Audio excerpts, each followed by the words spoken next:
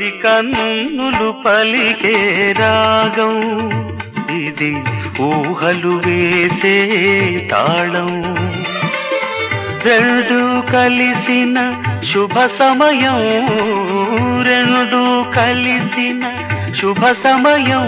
ఇది సంగీత నాట్యాల సంగమం, సంగమం, సంగమం.